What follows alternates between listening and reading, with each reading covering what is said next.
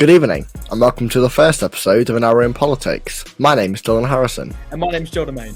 Tonight, we'll delve deep into the final Tory conference before the 2024 election.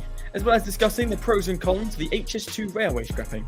Also, English and Maths until 18 will address the recent unveiling of Advanced British Standards. All that's coming up in the next hour. This is An Hour in Politics.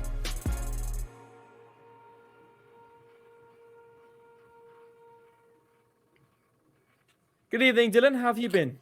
Actually, Joel, not terrible. Ooh. It's been an interesting week, actually, because it seems like nothing has quite went the UK's way this week. And I mean that in a lot of senses, actually. I mean that in a political sense. I mean that in the weather. I mean, the weather where I live has been awful in the past few days. What's new? Life's been, yeah, that's true. Life's been busy, but not a bad busy. Just busy. No. How are you? Yeah. I'm good. Not really done much, to be honest, other than watching football games as you'd expect. And wow, doesn't surprise me. Yeah, and well, I'm sat here talking to you now, so that's what I'm doing today. Well, aren't you privileged? Well, let's face it. We're here to discuss politics, right? Yeah, of course. And we have a lot to talk about. Actually. We do. It's been a mental week, hasn't it? Busy, really busy in terms of this conference was not where I expected it to go. I want to start with two things. Okay. I want to start first, of course, discussing the HS2 cancellation. Yes, of course. And just for the listeners and the viewers, wherever you're watching this, I just want to inform you that HS2 is going ahead, but HS2 will not go to Manchester. Yeah, of course. It's been scrapped halfway, hasn't it? Yeah. So it will run from Euston in London up to Birmingham. The plan was then to continue it on from Birmingham up to Manchester, but that's been scrapped by the government, by Rishi Sunak on Wednesday. Yes, Wednesday. Yes, it was Wednesday, yes. I know that in his speech. I finished early on college on Wednesday. So, yeah. So it was Wednesday, and he believes that the money that is saved by the scrapping of the second leg of HS2 can be better spent in the cities of the north. Yes, of course. Yeah, that's his belief. We are here we'll discuss the pros and the cons. But I want to start with a tweet, a publication from David Cameron. Of course. Of course, Tory Prime Minister. Yep, MP for West Oxfordshire. Yeah. Yes, and he said, this is regarding the HS2 cancellation to Manchester. Today's announcement throws away 15 years of cross-party consensus sustained over 6 administrations and will make it much harder to build consensus for any future long-term projects. I mean, that's bombshell. Yeah, it is. I notice. It's a common theme within British politics is that as soon as the Prime Minister leaves office, they love to either support or, very publicly support or very publicly diss. Yeah, 100%. They don't keep their mouth shut, right? They do not keep their mouth shut, specifically on that Twitter or X app. Of course. Well, it will always be Twitter. That tweet, but I didn't see it by David Cameron. I saw it reposted by the pressure of this podcast has made me forget his name.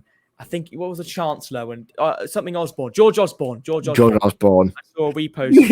Didn't he repost with a very lame? He just simply said, "I agree." That's all he said. Yeah. Of course he does. That's fantastic. But I just think it's interesting because David Cameron's been a relatively quiet Prime Minister since leaving office. Yeah. And for him to comment on such a huge policy announcement is quite interesting. I also just want to. So have you got something else to say about Cameron? No, I was literally going to say he's a busy man. He's got some new roles. He is. Yeah, he does a bunch of things. Well, I can't find it. I believe he works in he's still not in the political sector, but I know he's a very busy man. He's the current, apparently he's the president of the Alzheimer's Research UK since 2000. Interesting. So that's what he's doing then. Very interesting. That's where he's ran off to, yeah. I also now want to ran off to. Wow. I also want to point everyone's attention to. I was watching the Politics Hub with Sophie Ridge. Yeah. And it was on Wednesday evening, and she had a guest on, and his name was Philip Collins, and he's a columnist and he's a former speechwriter. Okay. And he said, and this is his words, The standard thing you'd expect at this point in the cycle, 13 years in, is to say that the country is on the right course. Please don't turn back. But literally, the country is not on the right course. He's saying that the country is essentially broken.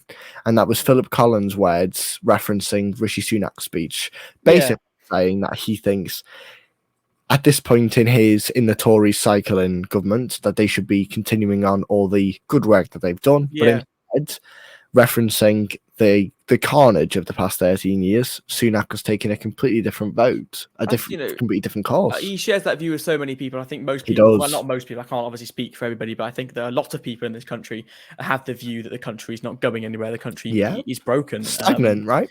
Yeah, stagnant. There you go. Fancy words. Yeah. I don't know. I think people are currently looking at the next general election and thinking, I'm going to vote anybody but Conservative. Obviously, not everyone. Well, the polls say that. Yeah, and there'll also be people who are right wing, have voted Conservative every single year. That they might be even 65 years old. Every single election they've been alive, who have said they will not vote for Tory this year. Yeah, which says a lot about the current state of the Tory party. Fascinating, fascinating, because where was the point in which they decided enough's enough? Was it Boris Johnson's Partygate? Was it Liz Truss's economic scandal?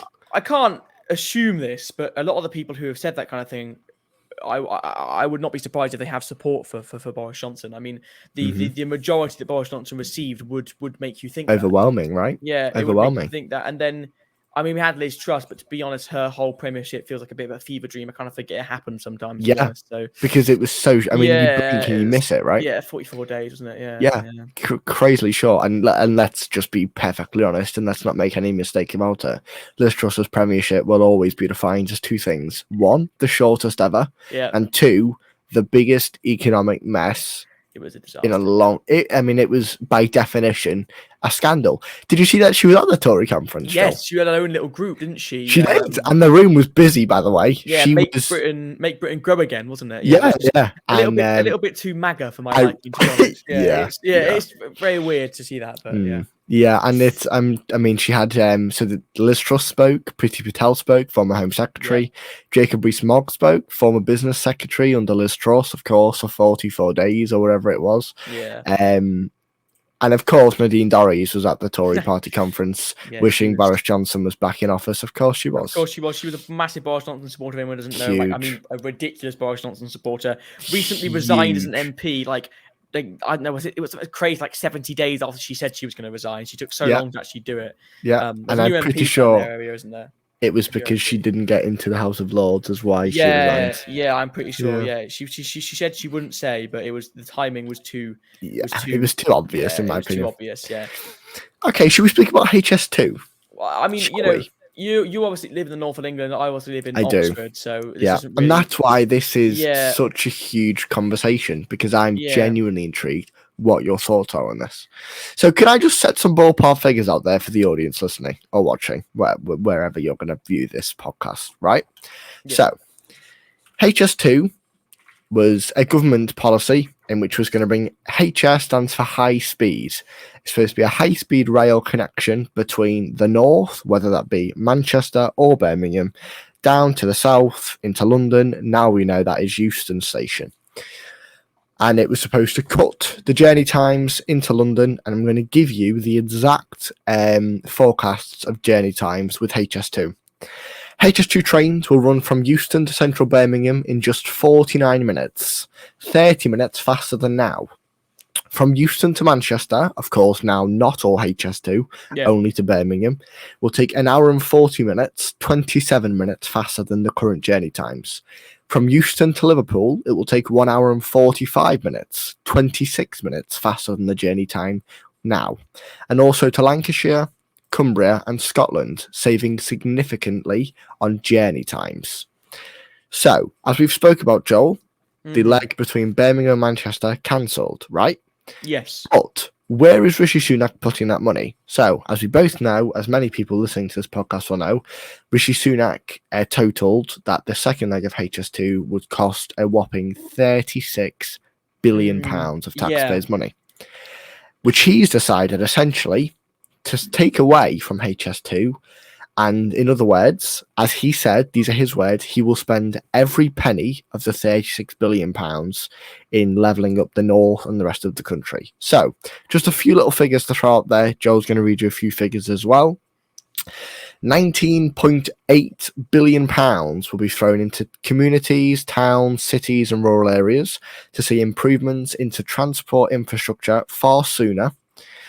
In the north, for example, £2 billion for a new station at Bradford and a new connection to Manchester. However, Joel, I want to get your thoughts on something. Okay. Have a small fact. I did some diving into this this specific policy announcement. Yeah, he's done a lot of diving into the topic. £2 billion for a new station at Bradford and a new connection with Manchester. Joel, would you be surprised if I told you that Bradford to Manchester connectivity has been promised in the last 3 Tory manifestos? Yeah, that is 3. Not 1, not 2, but 3. No, and yet it still isn't promised. Yeah, I know. And, right, this is what starts to annoy me, okay? Because policy is important. New policy is important. Changing infrastructure is important. Yes. What you can't do is take money from a project like HS2 and put it into a project which you've already promised. Yes. Because that's a waste of taxpayers' money. Yeah, of course. Although I think I know obviously to get onto this, but I think the biggest concern, not just from the government, for the whole of the public, for the whole HS2 project, was the fact that what also needs investing in is local bus services. Of course. And by putting all the money in our public transport sector into HS2, there's going to be that risk that they go unfunded. Do you know what I mean? Going to continue to be neglected, right? And I live in. This doesn't affect me. This isn't. I don't live in the north, but I live in. I live in the countryside pretty much. I'm quite near the Cotswolds. We don't have a train station. It's all bus routes. There's Stagecoach, and then the rest of them are family-run businesses. I think they've got an investment now, but before that, they were just a family-run business. Without that, people wouldn't be able to get around. So it's kind of like, yeah. And that's vital. What you say there is vital. Yeah. Connection isn't just about how to get to London, or how to get to Birmingham, or how to get into Manchester. Yeah. It's how do you get around your city? Yes. How do you navigate your area? How do you get from A to B quicker, more efficiently? Yeah. Why aren't the roads flatly and cleanly and smoothly surfaced? Why are the traffic lights broken? Yeah, Why exactly. are the railings along the side of the road broken? Why are the buses 25, 30 minutes late? Why aren't the buses on time? Why are the trains old? Why are the train stations neglected? Why are the train stations in dire need of an update now? And that is where I completely agree. The fundamental underpinning of all of this and the reason of the HS2 cancellation is purely for one reason. Let's connect the cities rather than let's connect the south again to the north. Because let's not forget, you can still get between Manchester and Birmingham and London. Yes. You can still get there. And you will still be able to get there. Half of that line will now run as HS2. Yes. The connection between Manchester and Birmingham isn't going to be quick. It's not going to be HS2 speeds, but the journey times will be reduced. I'm going to put you back to some more facts. Okay. £2.5 billion will be invested to deliver new mass transport systems in West Yorkshire. £3 billion will be used to upgrade and electrify lines between Manchester and Sheffield, Sheffield and Leeds, Sheffield and Hull and Leeds. Nearly £4 billion more funding for local transport cities and then all 6 regions.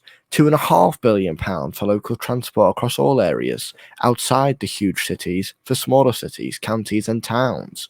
£3.3 billion of funding for new road resurfacing and landmark investments into roads, reopening train lines and reopening stations. Joel, what do you make about that? What do you make on this? I think that I don't know what I think on a whole about HS2 being scrapped even.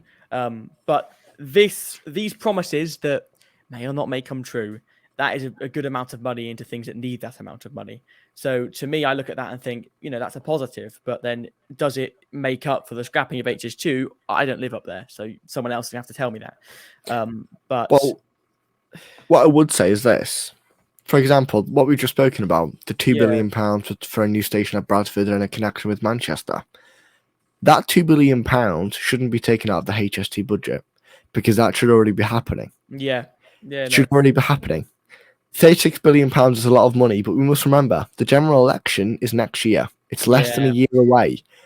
To invest £36 billion of money into transport, you won't do that in less than a year. No, that's true. You won't. It's not possible, Joe. Rishi Sunak is absolutely 100% certain he's going to be the Prime Minister after the general election. But he has to be. Well, yeah, that's the whole point. Yeah. But if he weren't confident, then he'd already know that he was going to lose. Look at the polls. Yeah, 10 I mean, times at the moment. I'm sure they've had the conversation multiple times within that party, within that government, that there is a very high chance they won't win the election next year based on the stats. But I think they fully believe that they can turn it around.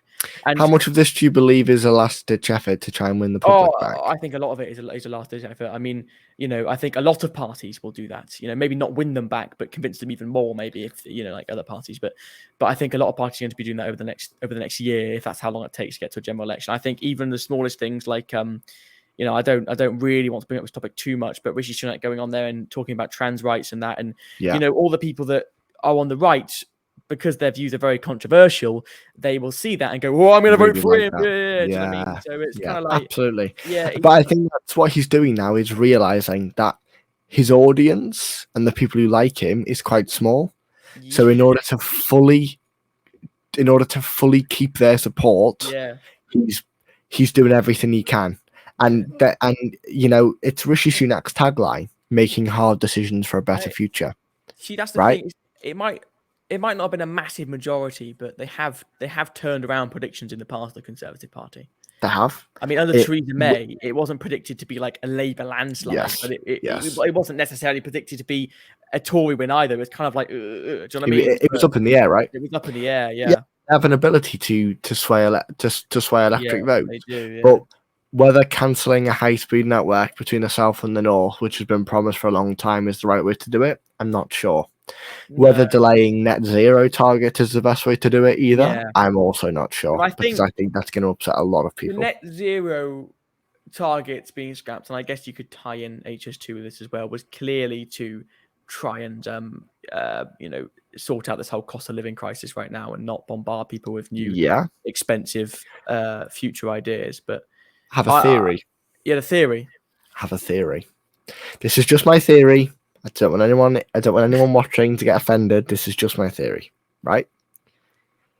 Is Rishi Sunak's delay of net zero targets and cancellation of like 2 of HS2, is this a way of him trying to convince the public that he deserves more time in office in order to see the other end of these decisions? Because it's very easy for him to say, I'm doing this decision for the future of the country, but hang on a minute, in less than 12 months' time, it's forecast that you won't be in office to make these decisions for the country anyway. So is this him saying, these are the right decisions, theoretically, for the long term? Vote me as Prime Minister, and you will see the benefits of these decisions in 10 years' time. I don't think that's an invalid argument. I think that, I think it's a very, very possible theory. I'm sure there is a lot of conversations like that going on within the Conservative Party right now, in their little WhatsApp group chat they're constantly getting. That can't stay private for the life of them. But that's I can't disagree with that statement. Joel, I'm going to allow you to read out something which has caught my eye a little bit. And it's about the money that's going from HS2 into the, quote, rest of the country. Joel, fill us in on this, please. We've got £6.5 billion going into the rest of the country, which includes rail improvements in the southwest, keeping the £2 bus fare, I love that, by the way, until the end of December 2024, ensuring delivery of road schemes, transforming, does that say Ely Junction? And billions to fix potholes on the country's roads. Greater connectivity to both Scotland and Wales with improvements to the A75 between those places. What's that say?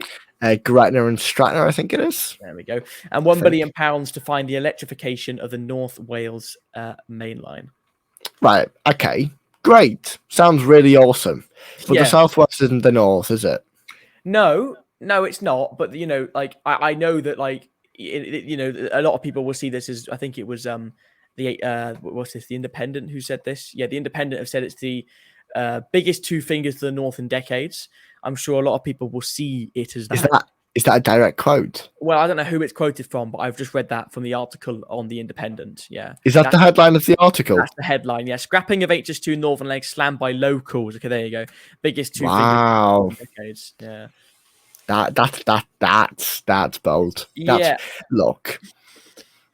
These issues, by the way, there is absolutely no doubt. There is no question in my mind. There is no discussion. There is no hatred towards the £2 bus fare.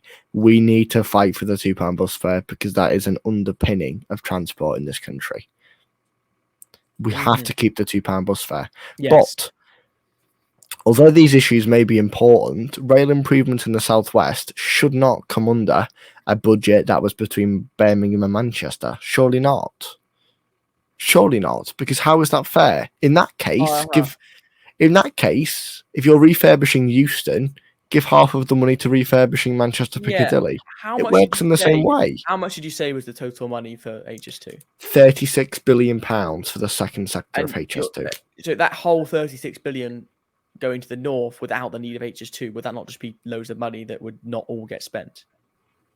Do you think that I'm not saying there's not. I'm just saying, do you think there's I'm intrigued where you're going with this. I'm just saying, do you think there's 32 billion pounds worth of public transport issues?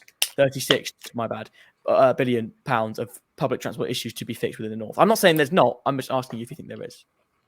Well, I mean, I don't know how much £36 billion is, Joe. Yeah, true. Well, I mean, it's true, isn't it? Yeah. I have no grasp of that type of money, but what I can tell you is from I live in the north, I live in Liverpool. I'm proud to be where I'm from. Yeah. It's not London. It's not Manchester. It's not Dubai. It's not Paris. It's not Las Vegas or Los Angeles. But what it is it's home to me, right? Yeah, of course. Yeah, I understand. And there are issues. My buses don't run on time. My roads are broken. My trains are old. Yeah. My train stations are flooding. They are mouldy. They are decaying. There are traffic lights that don't work. There are lampposts that just do not turn on. Yeah. There are issues. And that is just me talking my area. Yeah, I know. The North and the West Midlands are a huge place. Yes. A huge place.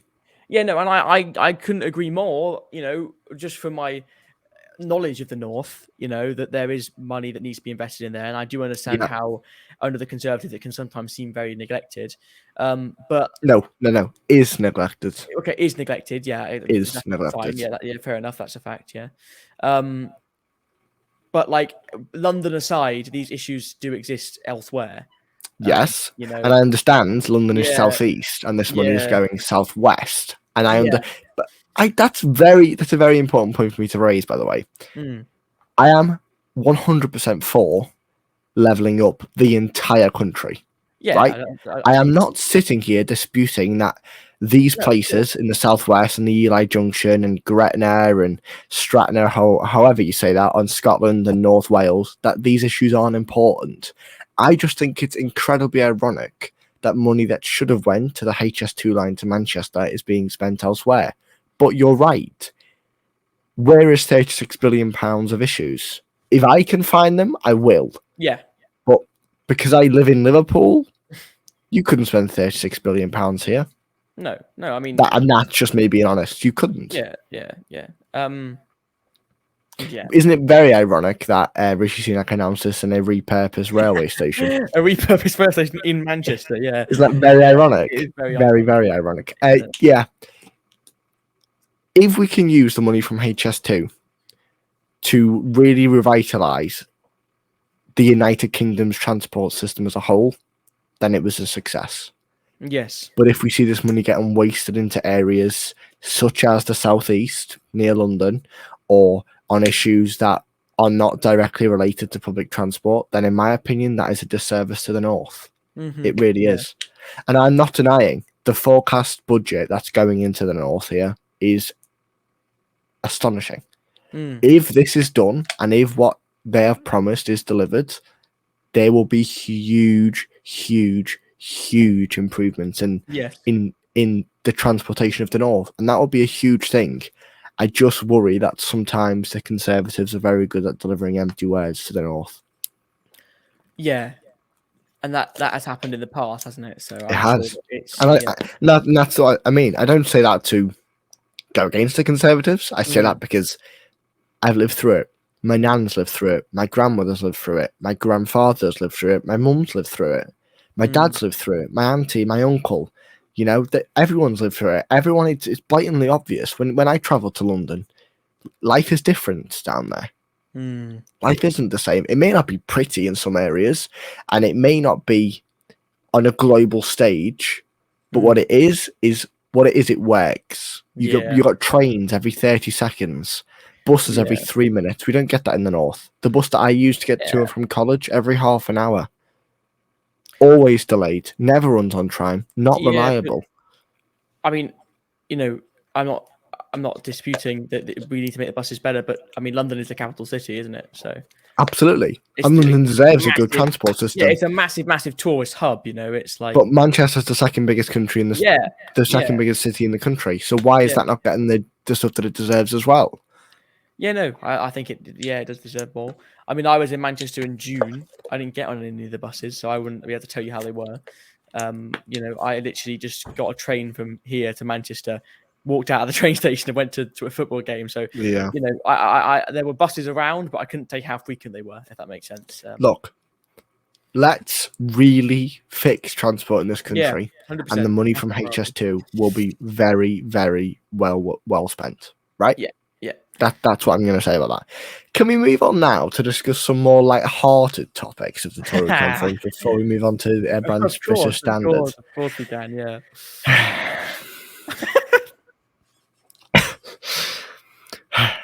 You know where I'm going with this, don't you? Of course I do. Yeah, I watched the conference. Yeah. Oh no! Why was Nigel Farage dancing with Priti Patel? I have no idea, and you know, look, I'm not saying this is because they're Tories. We like to remain kind of impartial when we're doing this podcast. Obviously, we have our own political views, but when they may be obvious, but we do try and hide them. Yeah, we don't want to we're not going to sit here and tell you who to vote. That's not what you. Of course, yeah. So I'm not going to say it's because they're Tories. That's unfair. But the amount of cringe that came out of that conference, Dylan, is just it's just. I mean, we had Gillian Keegan crying. We did. Education Secretary was bawling. She was crying because Rishi Sunak said she did an apprenticeship or something like that. So basically, he was unveiling the Brand's British Standard, and he was standing on the stage, you know, reading the script off the monitor in front of him. You know, that preface script, of course. I mean, as it always is. And I am so pleased to tell you that for the first time ever, our education secretary came from an apprenticeship, and she just burst into tears. I mean, it's painful. It's pain. Look, first to admit, Gillian Keegan's from Liverpool. Fair play to her. She's doing well for herself. But there's no need to cry, Gillian. Come on. There's no need to cry, is there? I mean, wow. There's just not. And Nigel Farage dancing with Priti Patel made me a level of uncomfortable it made me more uncomfortable than, do you remember when Theresa May pranced onto the stage when there was music playing with her hands like this? Do you remember that? So uncomfortable. I mean, Rishi Sunak didn't do any dancing, but he did have his wife come out and, you know, what do you think about this? She said it was a surprise speech. I'm going to believe it was a surprise speech. It's not I'm not a conspiracy. Do you think it's a surprise speech? No idea. Really? There's a chance it's not. I'm not like. Okay, if it wasn't, then that was the most cringe thing I've ever seen. If he was standing right behind the curtain. Okay, yeah. If it wasn't planned, most cringe thing I've ever seen. If it was planned, most cringe everything seen other thing. It doesn't make a difference to me, to be honest. But the fact that she came out there and said, you know, oh, he's the best father. Just praise the ground he walks on for 20 minutes. I mean, yeah, they are husband and wife. I mean, the my best friend thing is whatever, but like, it's clearly, it could be seen. Fine, it's clearly they're trying to seem relatable. I think. Of course they are. Yeah, I think. I mean, that's indisputable. Yeah. Please welcome to the stage the greatest man in my life, my husband, and your Prime Minister, Rishi Sunak. The last person to do this, I believe, was Gordon Brown. Was the last person to get his wife to introduce him at a conference. Look, I was watching LBC, and Sheila Fogarty was talking about this, and she Now, this may not be correct, but I seem to remember this. She referenced the uncomfortability of it. Was it comfortable to listen to his wife praise him for 20 minutes or 12 minutes, whatever it was? A bit uncomfortable, wasn't it? Was it needed? She will of course knew what Rishi Sunak was going to announce in that speech. Well, of course, I'm sure. So was it the right approach? I'm sure he practiced it in the living room. You know what I mean? It's like. So was it that she's talking about all this light-hearted stuff, and then Rishi Sunak's going to go and pull away a key transport hub for the north? Yeah. I don't know whether it was the right decision, but I mean, it's done now. Rishi Sunak's speech, by the way, was incredibly long. I think it was nearly an hour. I think it was over an hour long. What have I been preparing that for? It makes you think. I know. Yeah, it does. He definitely didn't write it. Let's just put that out there. No. Right, should we about Jacob Rees-Mogg? Jacob Rees-Mogg. That name is never going to leave British politics. Ever. No. GB News presenter, of course. Jacob Rees-Mogg believe carbon clenching transport method to be a folly. He told The Guardian it does not save time because of the waiting times either side of the flights. Private aviation fan Sunak drove to Manchester ensuring his beloved helicopter. He didn't take the helicopter. No, he drove to Manchester. Oh, and this is for two reasons, I think. Have a seatbelt on. By the way, yeah, that's true, actually. Yeah. Also, that may seem like a very random point to read out. Yeah. And let me just give some context to that point. So, Jacob Rees-Mogg is basically, he's very, very happy about these net zero delays. Very happy about it. Thinks net zero is a complete bogus waste of time. Doesn't believe in all the green stuff. He's not that type of guy. So, he was just laughing, basically, telling The Guardian that it's a waste of time, whether you fly, drive a helicopter, whatever. But Sunak, of course, drove to drive to conference because he gets under fire a lot. Sunak, why do you use a private jet? Sunak, why do you fly on your own aircraft? Why don't you drive? His answer always is, the way I choose to travel is the most valuable of my time or something, isn't it? Yeah, always. Net Zero Secretary Claire Coutinho said net zero is a religion for Labour and accused Ed Miliband, the Shadow Energy Secretary, of being a radical. That's interesting. Look, it's politics. People say things like that. They definitely mean them, obviously, that's the whole point. But, like, it's just like, you insult each other, you insult each other, you insult each other, you insult each other. I'm not... It's a silly point to make in that context. Obviously, she's allowed to have an opinion of the person. The person's allowed to have an opinion on her. But I just think it's such a weird point, to be honest. Weird point. What do you think about Claire Coutinho? I'm interested because they've been there like how long, aren't they? Exactly, but her way into the party was that she was this very, very outspoken, net zero driven, very hardworking woman who was going to deliver the net zero target on time. And yet, since she's arrived in, they've been delayed by, 20 years? Yeah, but I have a feeling that delay was, I don't know, I have a feeling it was going to happen, even before she became Energy Secretary. I think if you would notice that the speech was meant to be a lot later. And then they called an emergency cabinet meeting. Which is why people speculated, the emergency cabinet meeting, then the sudden speech, that we were going to get a massive bombshell announcement. I thought it was going to be a resignation, and that me and you would be sitting here talking about a general election happening in the next few weeks, months, and a resignation or whatever. But no, it wasn't anything like that. It was net zero. About net zero, yeah. The Home Secretary, Suella Braverman, can always be relied on for a reactionary comment. She used her speech at the Tory Party conference to attack net zero as a luxury belief held by the wealthy elite, ignoring that it is the wealthy elite in the global north causing the majority of the emissions that are inflicting misery on poorer countries. How ironic is it that, once again, the Tories don't know their own policy and don't understand how economy works? It's very ironic, but if anyone watches Suella Braverman's speech and doesn't expect it to come out with some kind of explosive remark, then you know what I mean. I got some questions for them because they're obviously very smart. But it's just, yeah. What do you have to say about the Environment Secretary Therese Coffey? She praised Sunak's decision to roll back on net zero, and held a lunch. What? told at lunch. Told a No, lunch. and told a lunch. Told a lunch for the. Oh, I don't know what that means. No, should we just skip that bit? Let's just say she said the only things that they have a right to roam are farmers, pigs, and their cattle. I'm lost on that one. I don't know what she's talking about, to be honest. I think we might miss half the quote. This just came from the Guardian. I haven't missed anything. Interesting. Okay, let's move on swiftly. What do you have to say about Michael Gove? Michael Gove insists that a green Brexit has been delivered, citing farming reform, the 25-year environment plan, which the Office for Environment Protection says he is undermining. Now undermining. It's so small.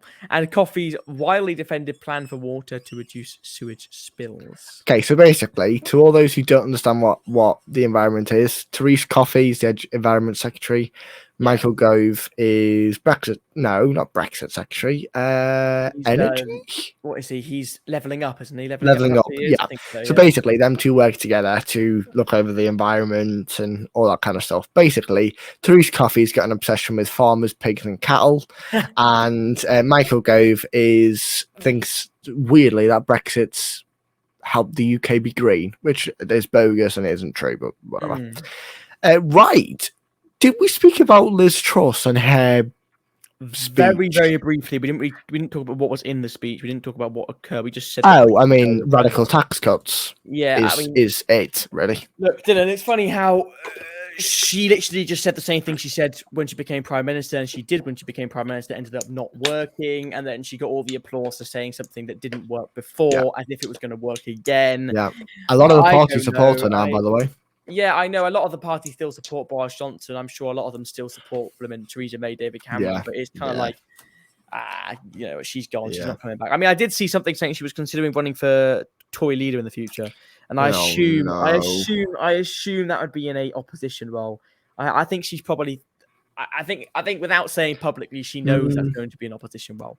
I don't agree. She's not a Sunak fan, is she? She's not a Sunak fan, so I think she can probably run against each other, and he's a predecessor. I think she can see that Rishi Sunak is going to lose the next election.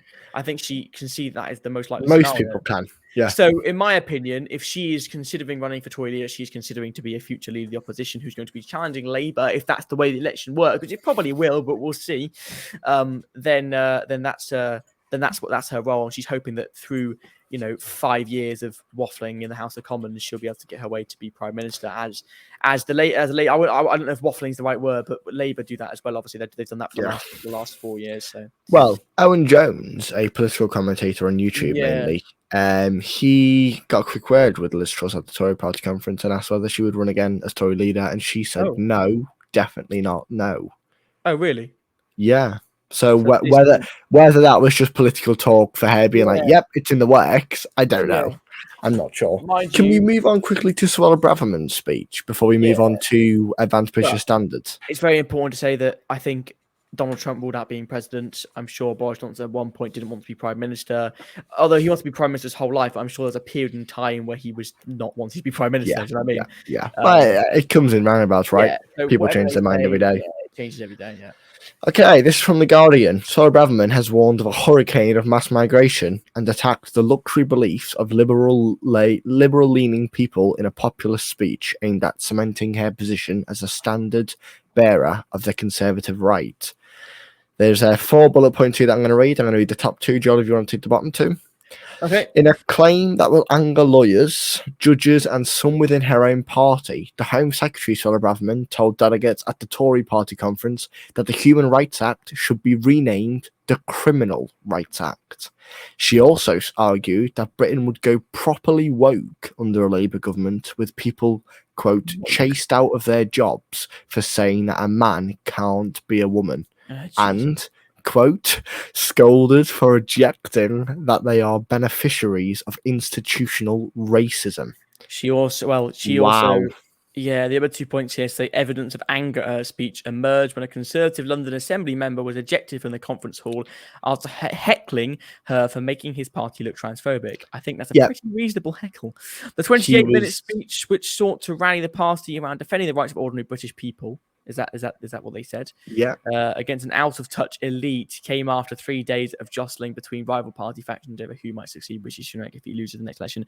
Dylan, this is something UKIP would have said in 2012. This is just Correct. Yeah, I don't know what this is. She's so far right. It's really, really scary. I Yes, the point about the Conservative London Assembly member, Owen Jones covered this on a video, I believe.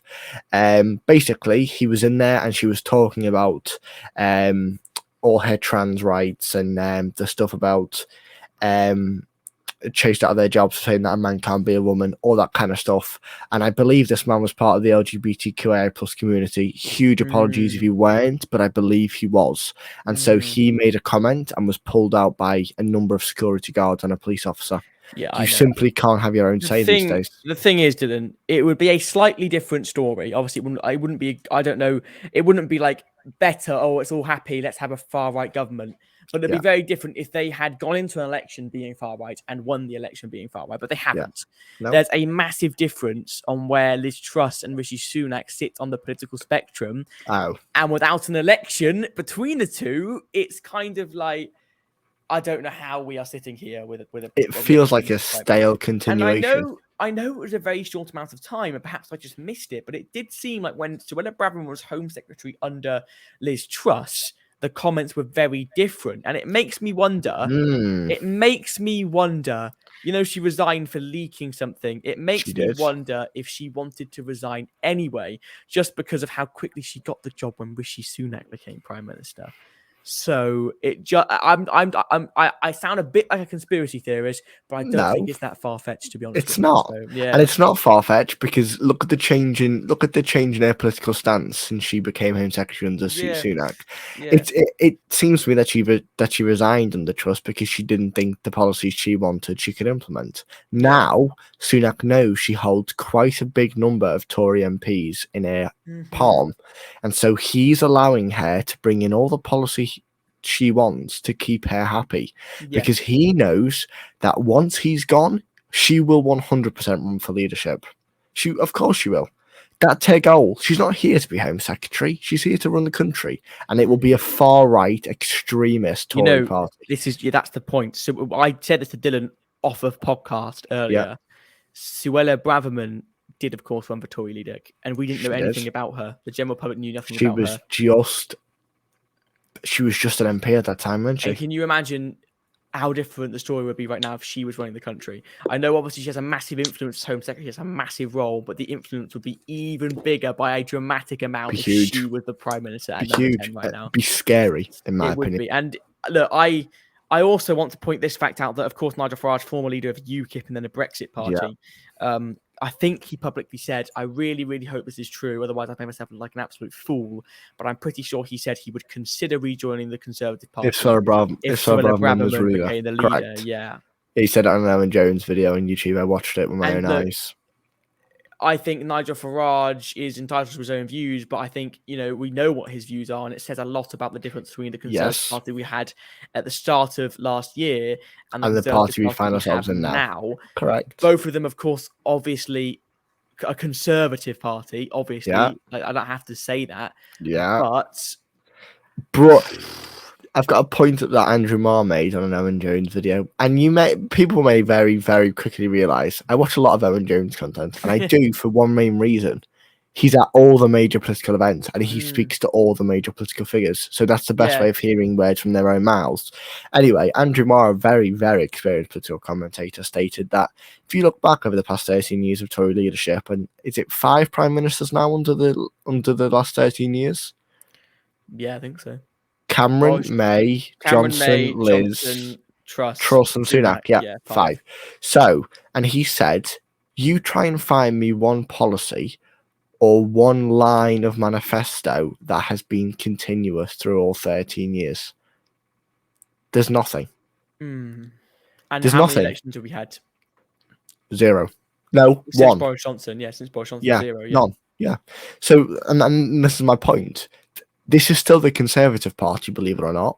Yet it changes so drastically with every new leader. It's very, very scary. Strange. I know. If the 0.001% chance, in my opinion, Rishi Sunak resigns, I don't It won't see happen. how. That's why I said 0.001% chance. Yeah, I don't see how they can get away with this again. I think there's going to be some way, somehow. I think there'll be a general election forced. I don't know how it will happen, but I just can't see a fourth leader on the same election with completely different views, probably come into power again. I mean, I don't know.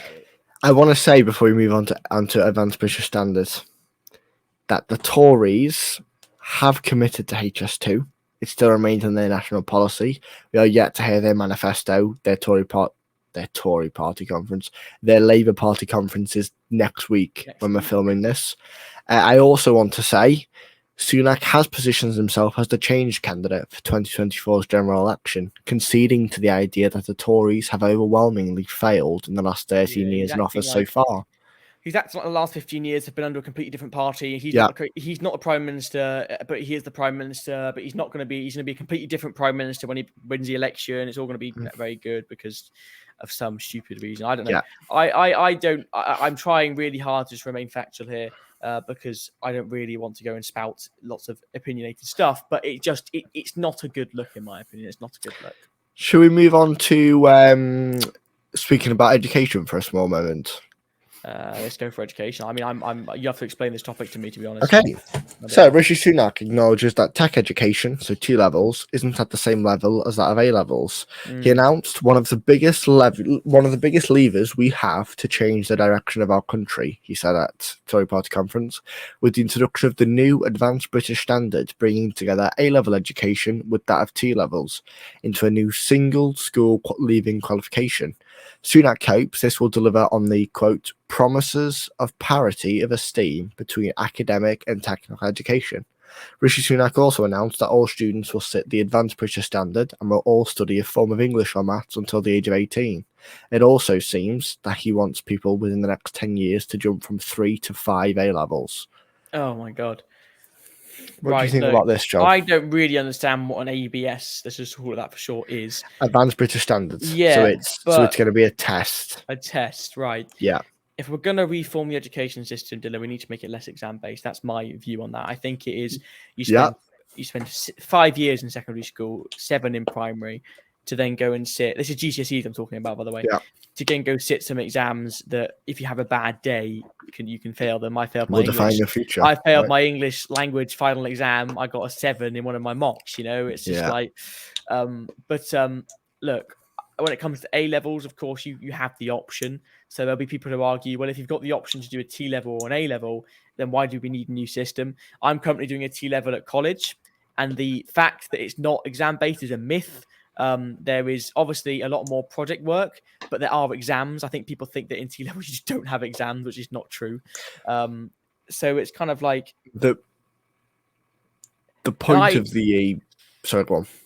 I was going to say I didn't expect there to be no exams in T level. When I applied, it said there was exams, but I think a lot of people think T level is an easier version of A. Technical, right? Yeah, technical, yeah. Right. So the whole point of this ABS is to bring A levels and T levels in line with each other. And what I mean by that is T levels at the moment are looked down upon because A levels are looked on as more superior. If you get 3 A levels and you get 3 A stars, you're a much cleverer student than someone who does a T level, right? If you do maths, physics, and chemistry at A level, that's much better than doing a T level in philosophy, for example, right? So what Sunak is trying to do here is to level the playing field. If you do a T level, why shouldn't you get the same experiences and offers that someone who does A levels gets? So this new ABS is a way of broadening the spectrum so that as many people as possible have the same level of chance in the future world of employment, right? Another point about 5 A levels. I do 3 at the moment. I do English. I do combined English, literature and language. I do drama, and I do business at A level. I'm struggling. How are we going to make kids do 5? 5 is ridiculous. 5 is ridiculous. One of my friends is... I'm not going to say who he is. He's very smart. He is currently doing 4 A levels. He says he regrets it completely. Of course, he's going to leave school with more qualifications, but whilst all his friends are out having lunch, having a fun time, he's stuck. sat in a classroom doing more lessons. So Yeah. I said to him, look, it's only 2 years. You're the ones going to leave with an extra A level. So if that's what But you there want, needs to be then a more on you. balance But yeah, I know. And I between think life and education, and I've this is always said, taking away that balance. I've always said that, I said it earlier, literally 10 seconds ago, that there's just the exam system is stupid. It But doesn't work. We need I reform. said this to one of my friends earlier today who was talking about this. Then they're not like politics, geeks like we are, but they Yeah. they are, Geeks. yeah, they join in with the conversation a little bit. They challenge my Good. opinions. And he said to me, yeah, but what would be your solution? And to be honest, I've got no idea what my solution would be to the education system. I think all I know is I want it to be next exam based, but I would not know how to implement that. That's the problem. I have a solution. You have like an exact plan that you think would work. Yes. Tell me, I'm interested. You want me to tell you now? Yeah. Okay. I believe, although exams may not be the right approach, to spread exams would ease the burden. Now, now, before I explain this policy, I would admit that this is without doing any research on whether this would work, whether it's possible, and also based on the fact that I know exam season is pressureful because it's so intense. So what I think we should do is move to a system in which exams can stay, because it's not the exam that's the issue, it's the amount and the frequency. So for example, I'm going to choose my A-level course in English because I'm doing it, right? There are 3-hour exams I'll sit at the end of my final year for this A-level in English, right? And we do the topics for those 3 subjects throughout the next 2 years. But why don't we change the curriculum? For example, we do The Handmaid's Tale, which is a book. Why don't we do The Handmaid's Tale in the first year and do The Handmaid's Tales at the end of this year after we've studied The Handmaid's Tale? True. Then that's closed off. Let me finish. Then, for example, we'll go on to study how spoken and written language works. Let's do that in the first half of the second year. Then let's have the exam for that section of the course. And then let's move on to our final section of the course, and we'll do the exam for that specific section at the end of the year. So now, I acknowledge this doesn't get rid of exams, but what it does is it provides proportion, it provides a vision. All I have in my head when I do the Handmaid's Tale exam is the Handmaid's Tale. Whereas in the current system, at the end of the 2 years, I need to remember everything. But if we split these exams up and we do it bit by bit, it will ease the burden on knowledge and what you have to remember, and it will put exams more on your ability and how good you are under a stressful situation, because I acknowledge A-levels aren't there to be taken. A-levels are there to be worked for. They're a prestigious educational grade. So we should work for them. It's right that we work for them. But for me, for example, I will study, I do 3 subjects, and I believe I have 8 or 9 A-level exams at the end of my 2 years. That is improportionate. Truly. That is a very good, May not be a complete fix, but it's a fix. Yeah, because there'll be people who say, well, how can we assure they got the knowledge without exams? I mean, that is a very, very good point. Yeah. But I think there was a very common point that is, well, if we didn't have exams, there'd be doctors who had not done any exams. And I said that's a stupid point, because I think that things like medical school or medical degrees should stay exactly how they are. I don't think you should be able to be a doctor without passing an exam. But I think that. So then why should he be able to have 3 A-levels without doing exams? Because an A-level is a lot less of a qualification than a qualification that lets you to be a surgeon. Do you know what I mean? It's like you have to do something post-16. And I think that an A-level qualification, although it's a very valid qualification, is going to set you up for the future, obviously. I think that it is just, if we made it less exam-based, it wouldn't be a bad thing. I think that the subjects that people choose as A-level are so shouldn't be defined by how many exams you have, right? Exactly, yeah. Are so easily A-level, you know what I mean? I don't know how I'm trying to explain this without sounding like an idiot. They're so easily, Joel. Yeah, they're so easily not. It would be easy to get the qualification without the need for exams. That's what I'm trying to say.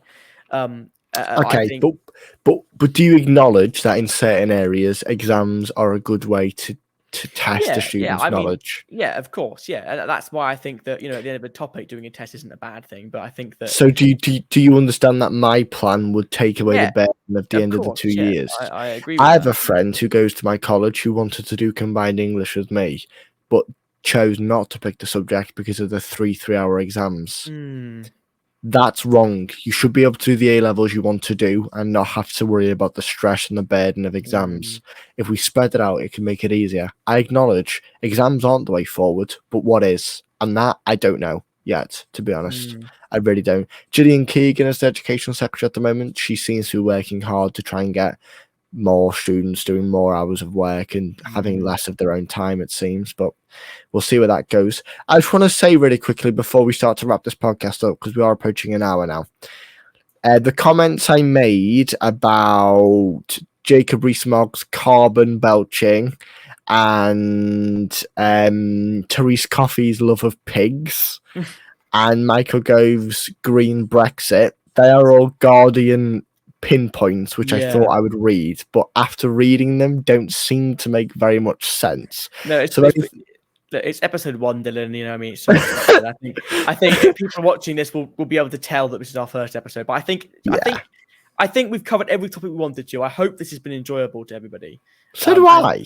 So do I. Want, if people view this, then what I want you to do is I want you to leave a comment, say if you enjoyed it or not, say what we could improve on. Yeah. And any topics you'd like us to talk about, because of course we want to recap the week in politics. That's what we aim to do. Yeah. But we wouldn't mind, towards the end of the podcast, just saying, oh, here's what Samantha wanted us to talk about, and it might not be anything to do this week. It might be something from 2007, but we'll talk about it if you want us to. Yeah, absolutely. So, yeah. And another important point to make as well is that we want guests. We do. Get in touch with us. Yeah, you can apply to be a guest, and it's bit.ly/ahip-apply. Get in touch with us. We have a Twitter, it's Hour in Politics. We have an Instagram, it's An Hour in Politics. Message us. Get in touch. If you have a very, very strong view on a specific topic, exactly, let us know. Let's discuss it.